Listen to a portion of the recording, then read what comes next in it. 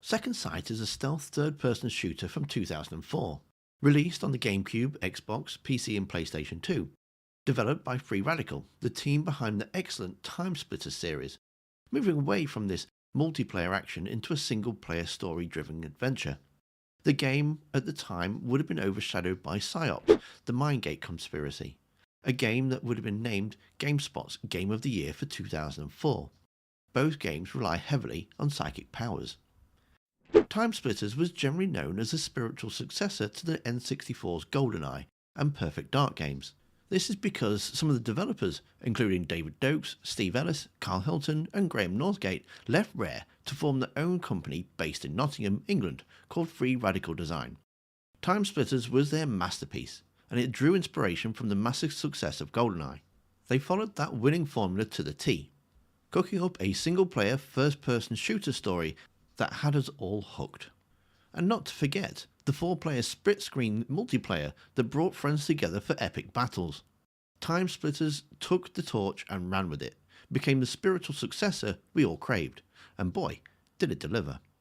Second Sight, the next game they made, would be the team's first attempt at purely single-player experience, and they did a fantastic job.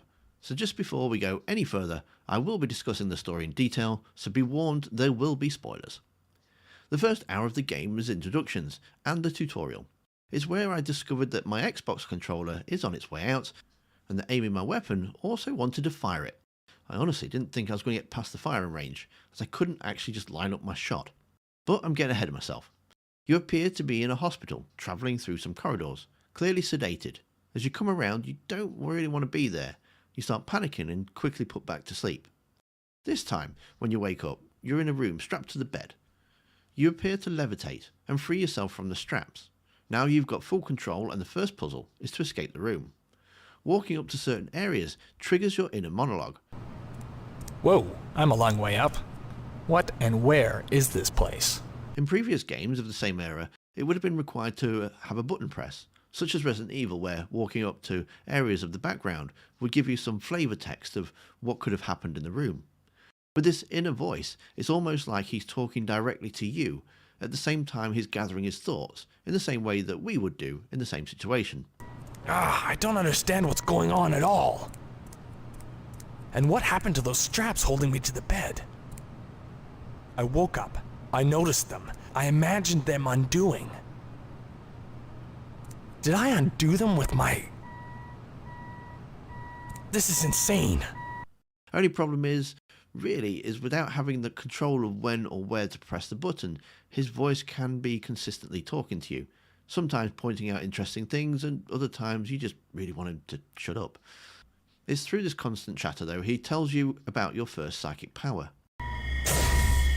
Whoa! How the... Either I'm going crazy, or I just pressed that switch from here. He does set out his thoughts in a logical manner, and you have no idea who you are, or where you are, or what you're doing. So the first task is to look at that computer. He's disappointed not to find any further details, but there is an elevator from this floor. Once you unlock it and step inside, you've got your first of many flashbacks. John Vanek. Dr. Vanek. What happened? I need to remember. This takes you back 6 months, and you find out that you are Dr. John Vatic, brought into a military team as an advisor. Of what, you're not quite sure, but the colonel orders you to get some weapon training, so here starts your main tutorial. You'll learn how to sneak, how to use cover, and how to shoot weapons. So here's a good place to talk about the gameplay. As you progress through the game, you'll be unlocking telekinetic powers, some more useful than others. It wasn't until much later in the game that I'd use the repulse power, but you need things like the healing power quite often, although on some levels you can actually find first aid boxes. As well as attacking, the powers can be used to solve puzzles, such as opening gates or making bridges, unlocking switches. Generally speaking, if you're stuck on where to go, you probably just need to use a power to open the way forward. As well as powers, you've also got gunplay. To switch between weapons, it's up and down on the D-pad, and switch between the powers, it's left and right, so it's quite easy. There's no dual wielding, so you can't hold somebody in there while you shoot them. Shooting has a lock-on feature to make things a little easier, and you can switch between targets relatively easily.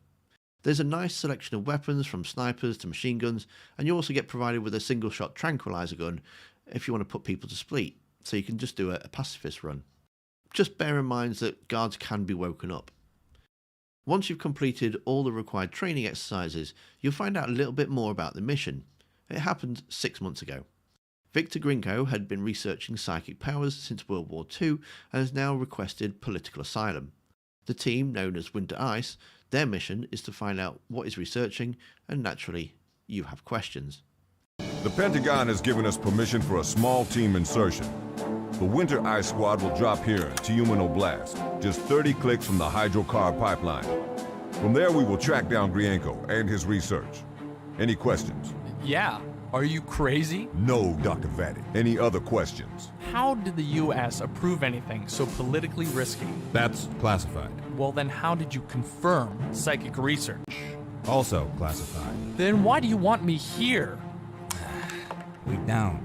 Our advisor tells us we may need your expertise on the ground. Okay, well, my expertise says that it's a fraud. I debunk psychics. I don't confirm them. Perhaps you never met a real one. Meet Jane Wilde, Dr. Vatic. I know who she is. She's a mystic. She's a fake. She's your advisor? Jane Wilde will be important later on, but for now, you wake up back in the elevator. Only this time, you've got a few more moves at your disposal. When you leave the elevator, you're stopped by a security guard. This in turn locks your next psychic ability. Now remember, this is just a guard doing his job, paid to be the man at the desk. A small detail that's mostly forgotten in films and video games. I mention this because upon checking the computer, amongst the usual details you need to help you along your way, you can also open up the instant messenger, where you can see he was talking to his partner just before you came down the elevator and brutally murdered him. Now his partner's getting worried that he's not responding. Anyways, you can now see that this floor has the personal records on, and as you make your way through, either by being stealthy or just straight up shooting everyone, by the time you've reached the records room, you'll have unlocked the ability to heal, move objects, go invisible, and fire projectiles. Using the computer in here, you'll find out that Jane was killed. I don't get this. Jane Wilde killed in action? What the? No one else can save us. John Vatic.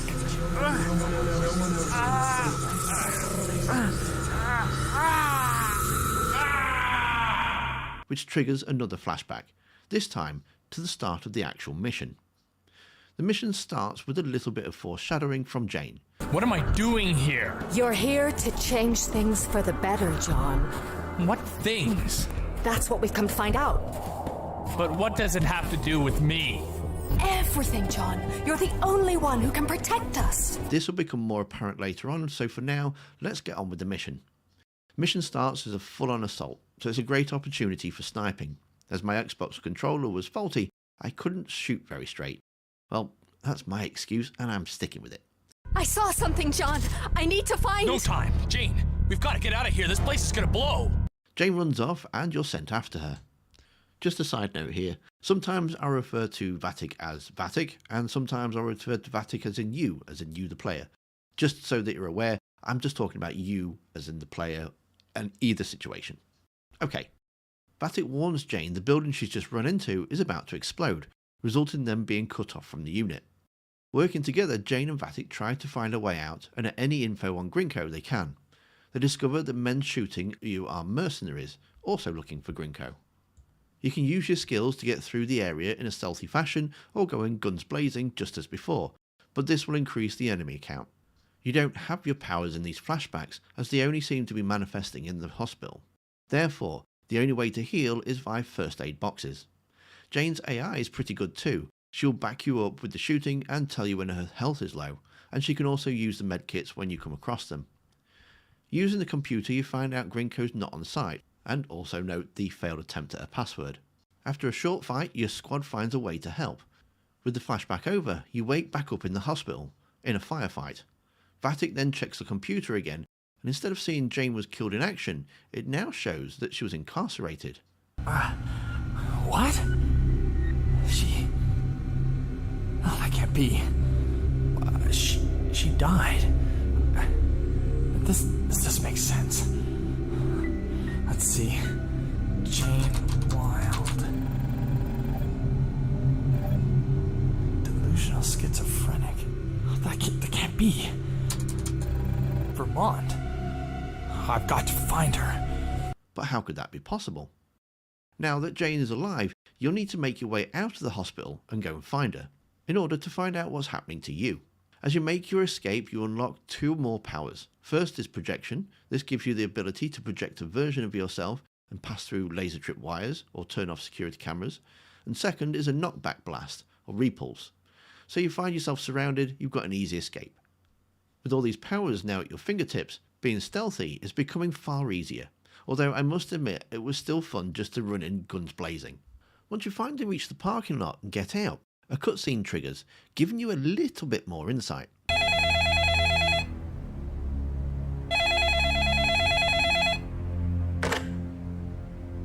Go ahead. I see. And when did this happen? You know what he's capable of. Without his medication, he's a threat. I do not expect to hear from you until you have him. You're wasting precious time, Lieutenant. It seems that the man on the phone is the director of a top secret project, maybe something you were involved with. We only hear one side of the conversation, but it appears that they're talking about your escape. You arrive at the psychiatric hospital. If you can find Jane, then you can get some answers. At the start of this level, you have a couple of options to gain entry. At the top of the tower in front of you is a sniper rifle, but I found anything less than a headshot will just alert the guards. They don't seem to care about the sound of the gunshot, but hit them in the chest and they know where you are in an instant. With the projection power, you can now scope out the area ahead of you. It's not the ultimate power you have, that comes soon, but it does give you an advantage of knowing what to expect. Staying in cover and out of sight, we find a way in. Then it's into cloak and just run past everyone. Once inside, your telekinesis power is upgraded. Now it's possible to kill people from a distance, making a stealth run far more easier. Although I wasn't impressed with the respawning enemy while I was still in the middle of using the computer. There is a nice little puzzle that requires you to use your powers to gain entry. And what I do like about this is that it's not contrived and makes perfect sense in the real world. After all, you would have someone there operating the gate. The computers are very well done in this game. They have flavour context or games to play, security cameras, the sort of things you expect to find on everyday work computers. Once you find Jane, you need to get her out. Now, this had to be the trickiest level I'd come across. Unlike previous mission where Jane could hold her own, this time it's an escort mission, and she's no help at all. Spending time in the institution has made her go a little bit crazy, and now she's clearly suffering. Getting out takes a lot of use of your powers, and if you know where you're going, it's not too bad. However, this game is from 2004, and back then there was no hand-holding. Unlike modern day games that have yellow sticky tape or even flashing white arrows showing where you need to be going, games of this era expected you to work it out yourself, which often can lead to a lot of wandering around aimlessly and getting very frustrated.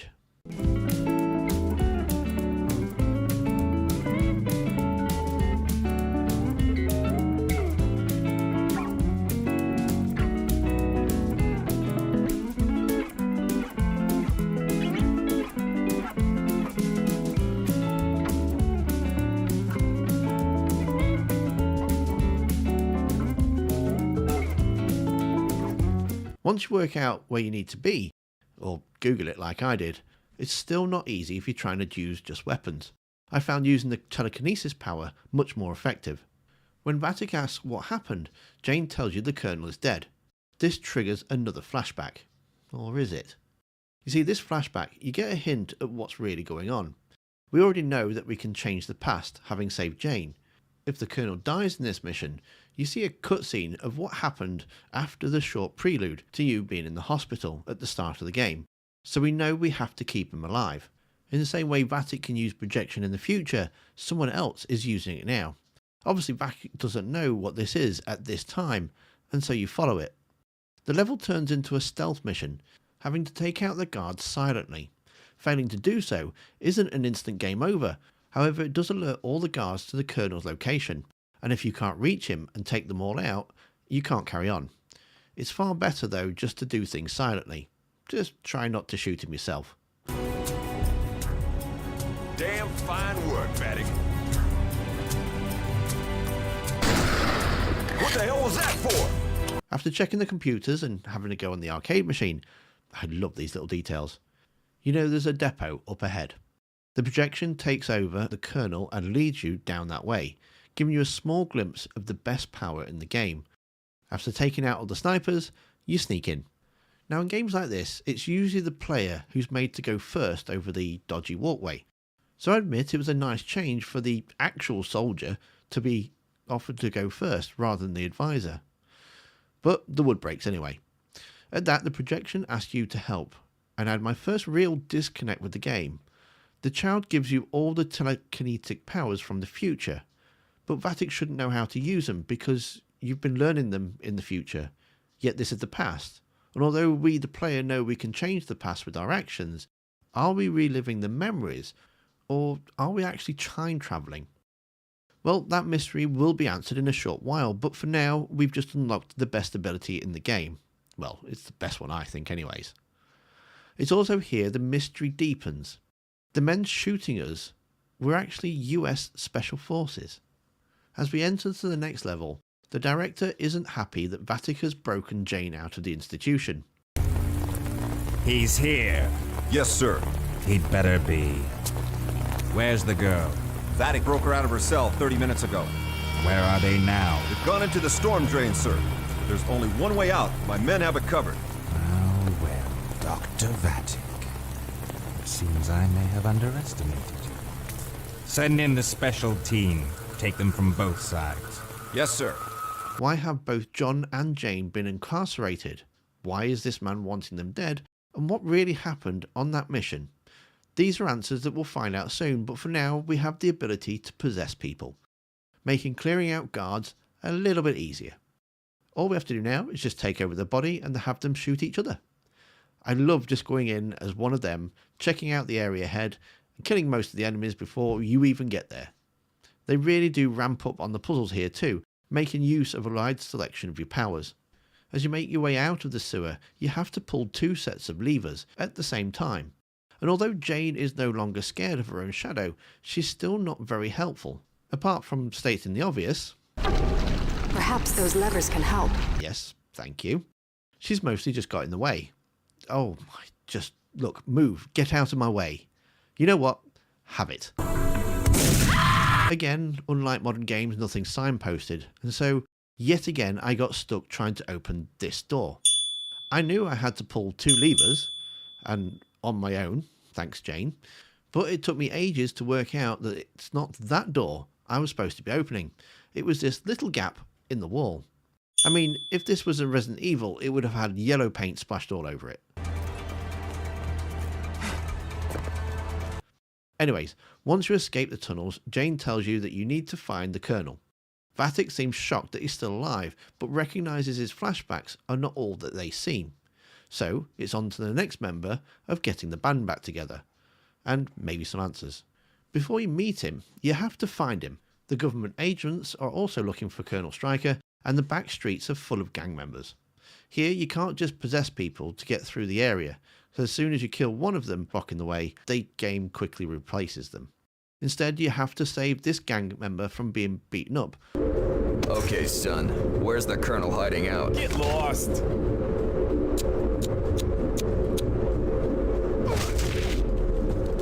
Don't make me beat it out of you. I ain't telling you nothing, pig! Have it your own way.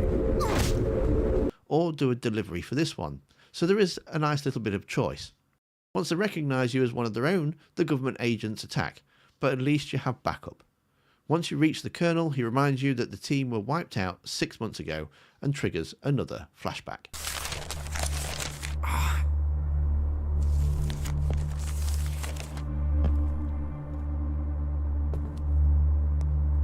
All right, real easy now. Put your hands up.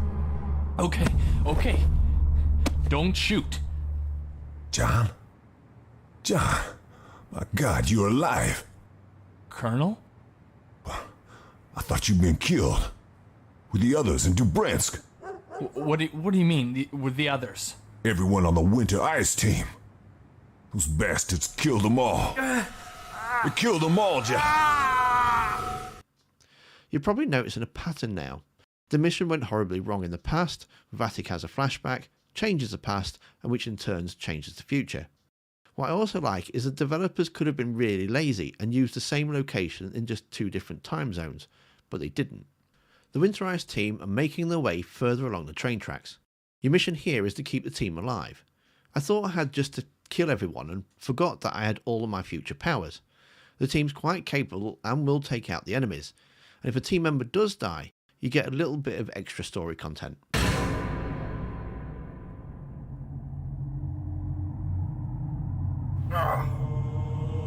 Oh, God.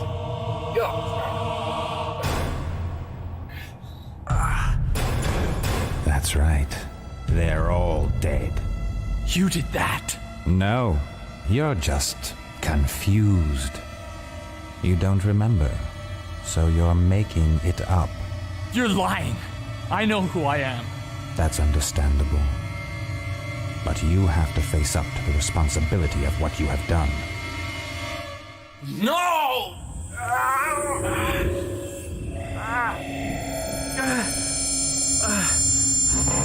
Did you see that? The table moved, and he wasn't touching it.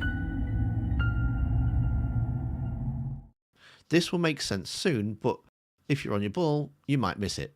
As you make your way into the base, you can use your healing ability to keep your team alive. A guard mentioned weapons are being stored underground, whilst another guard berates him for not calling them children. Was that another villager? Yes, this would be so much easier if they hadn't found out about us shipping all this research junk out of here. Junk? Ha! The villagers aren't coming to visit test tubes and Bunsen burners. I know, but they've got this stupid idea that freaks in there are still, well... Still what? Human? They are children! Can't even bring yourself to say it. Look! Back off! I signed up to do job. We are collecting weapons. Plain and simple. Stop acting like they're still people. Okay. Whatever helps you sleep at night. I'm glad one of us can. So I think we can start piecing the story together. The US government were contracted by the Russian scientists wanting to defect. Winter Ice Squad was formed to go in and retrieve him, known as Dr. Gringo. However, a government agency, the National Security Executive, or the NSE for short, wanted the research for themselves. They want to create their own versions of this super soldier. So they send in their own team to obtain the scientist and his research.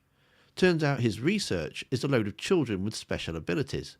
The NSE decide they have no further use for the Gringo and just need the research. They plan to use Winter Ice as scapegoats for Gringo's death, and then they silence each member afterwards. So, with all this in mind, it's time to confront the NSE and its director, Hansen, the guy we've been seeing in all the little cutscenes.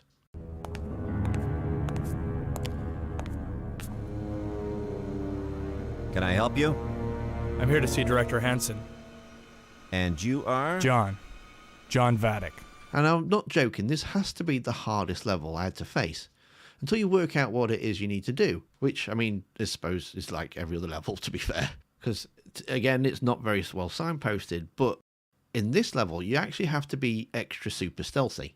But then that's understandable because you are actually sneaking into the NSC headquarters. But trying to work out what you need to achieve while not being caught isn't easy. If the cleaner spots you, she raises the alarm.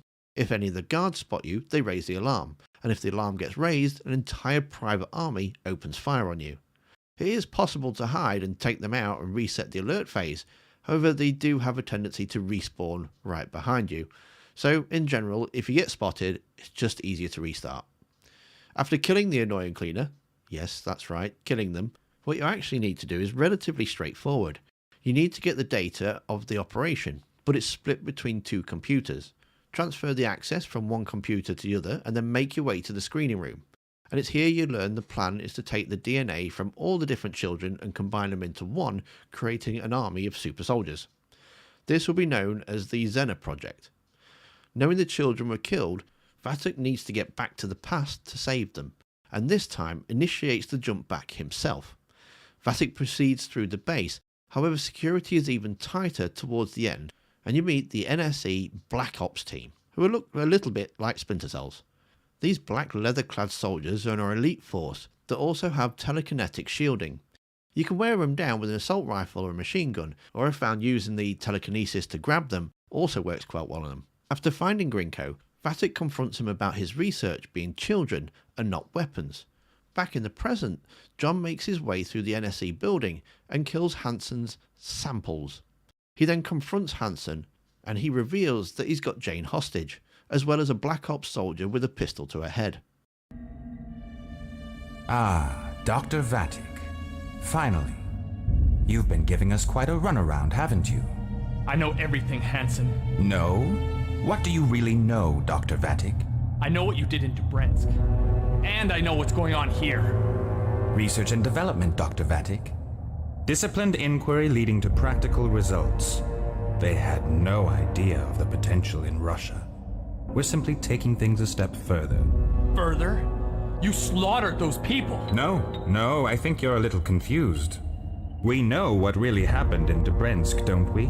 You and Stark's mercenaries running around murdering innocent children. You lost control. No! And how do you explain what you've done now? The bodies you've stepped over to get here? I just want to stop this. Stop it? Oh, don't make me laugh. You're the very reason it has succeeded. No, I'm the reason it's gonna end. Oh, please. Do you really think I would have allowed you to escape unintentionally? Your little runaround was nothing more than a test. And your performance was better than even I had hoped for. But now the experiment has come to its end. And so have you. I'm stronger than you think, Hansen. Perhaps. But it makes no difference. You can't stop us now. We have samples all over the country. You're too late. Sample? They were people! Oh, suffer the little children. Well, what are you going to do? Kill me? Vatic cuts straight back to the past and continues his conversation with Grinko. Just then a Black Ops agent enters, but not before Vatic can hide. The agent kills Grinko and spots you. After killing them, it's best to use the projection ability to help thin the numbers. A researcher will be oblivious to the mass murder and tell you where the children are being held, and as you make your way there you start zipping about in time. You head to the very start of the game, and the moment from the cutscene if you fail a mission. It replays here again, and it will make sense in just a moment. You hear how Vatic has been blamed for killing the children, and you can see yourself on the operating table. The ghost of future Vatic speaks directly to you, reminding you that this is not real, and that you are not really there, returning you to the past, or is it the present? The game here starts jumping around in time, and it's the second jump to the asylum that puts the final pieces in place. Vatic's final power is precognition, or the ability to see the future. Vatic, or you the player, were never going back in time to change the past. The past was always the present. Vatic was seeing a version of the future that could potentially happen. Jane explains here, and Vatic finally realizes it for himself. Don't you see, John, the children? That's how I knew you would save us. The children are the reason you came on the Winter Ice mission. She isn't gonna die! It's not gonna happen! I'm not here. This isn't gonna happen. John, this is your final power. Precognition. Don't you see? The ability to know what is gonna happen. And if you know what is going to happen, then you can stop it. He heads back to what is now the present to save the children. Hansen has them locked up in the basement, and he's behind some kind of kinetic-proof glass. He will entrust the remaining guards to attack you, and then it becomes a little bit overwhelming. Thankfully, you can unlock the children's cells, and they will fight for you too, making it a little bit easier. I also found staying in one of the cells and having them rush you creates a sort of choke point. Once all the guards are dealt with, the children help you destroy the glass, and in a rather twisted ending, the children that Hansen had been using as test subjects eat him alive. I must admit though, this line did make me laugh. Stay away! Don't touch me! Ah! Don't bit me, you little bastard!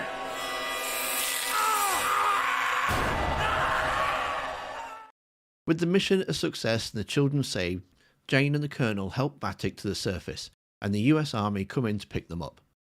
I did have a lot of fun replaying this game, and the story is very compelling. The twist really caught me by surprise, and I genuinely thought the Vatic was time travelling. I wasn't a fan of the forced stealth levels, as I had all my arsenal at my disposal. I would have preferred to pick my own way through.